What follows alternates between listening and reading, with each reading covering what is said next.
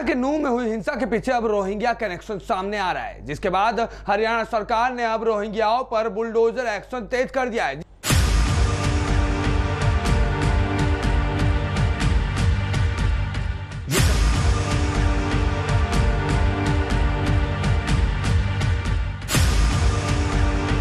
हरियाणा के नूंह में हुई हिंसा के बाद अब हालात कुछ काबू में है और प्रशासन द्वारा अब हिंसा में शामिल लोगों पर एक्शन लिया जा रहा है। इस बीच बड़ी खबर सामने आई है, जहां पर हरियाणा के नूंह में हुई हिंसा के पीछे रोहिंग्या कनेक्शन सामने आ रहा है। संदिग्धों के होटल, घर, अवैध निर्माण को बुलडोजर द्वारा ढहाया जा रहा है। इस बीच हिंसा से जुड़े मामलों में यहां रहने वाले रोहिंग्याओं पर एक्शन और गिरफ्तारी की खबरें भी सामने आई है। जी हां, बड़ी खबर हरियाणा से आ रही है, जहां पर नूंह जिले में पुलिस ने कई रोहिंग्याओं को हिरासत में लिया है, जिन पर अवैध कब्जे का आरोप लग रहा है और बाद में इसी जमीन का इस्तेमाल हिंसा में किया गया। बता दें कि हिंदुस्तान टाइम्स की एक रिपोर्ट आपको हमारे स्क्रीन पर दिखाई दे रही होगी। अंग्रेजी पेपर के इस रिपोर्ट में साफ साफ बताया गया है कि रोहिंग्याओं ने हरियाणा शहरी विकास प्राधिकरण की जमीन को कब्जा लिया था, जिसके बाद अवैध निर्माण को हटाने के लिए बुलडोजर चलाया गया। इसके अलावा कई रोहिंग्या ऐसे भी थे जिन्होंने पत्थरबाजी की और 31 जुलाई को हिंसा में हुई भीड़ का हिस्सा भी बने।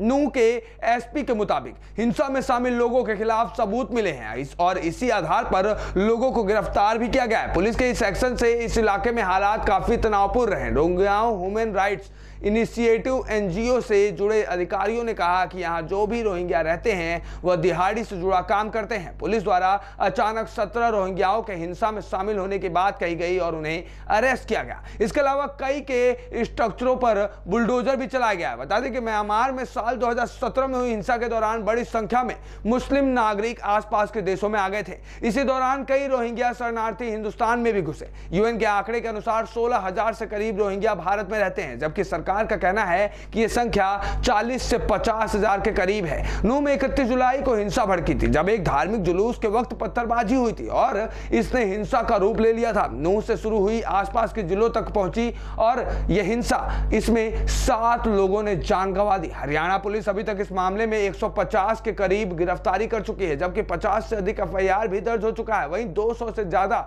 इमारतों पर अवैध निर्माणों पर बुलडोजर चला है। नूंह में अब हालात सामान्य करने की और कोशिशें जारी हैं। अभी यहां 8 अगस्त तक इंटरनेट बंद किया हुआ है, लेकिन इस बीच यह बड़ी खबर सामने आई है, जहां पर नूंह हिंसा में अब रोहिंग्या कनेक्शन सामने आ रहा है। ऐसे में देखा जाए तो रोहिंग्या देश के कोने कोने में बसे हुए हैं और इन रोहिंग्या की आबादी देश में फल फूल रही है, वो भी बिना वोटर आईडी कार्ड, बिना आधार कार्ड के। और वहां की आम जनता, आम नागरिक इस बात से वाकिफ ही नहीं है और वहीं वहां के नेता, वहां के आम नेता इनको वोट बैंक बनाने के लिए इनको फर्जी तरीके से अपने जगहों पर रख रहे हैं। और वही कारण है कि ये रोहिंग्या मुसलमान हमारे ही देश में, हमारे ही देश के लोगों के खिलाफ षड्यंत्र रचते हुए हिंसा भड़का रहे हैं। ऐसे में अब हरियाणा सरकार की नूंह में रोहिंग्याओं के ऊपर एक्शन तेज हो चुका है। अब इस एक्शन में आगे क्या होता है, इसका अपडेट हम आपको ए न्यूज़ टुडे पर देते रहेंगे।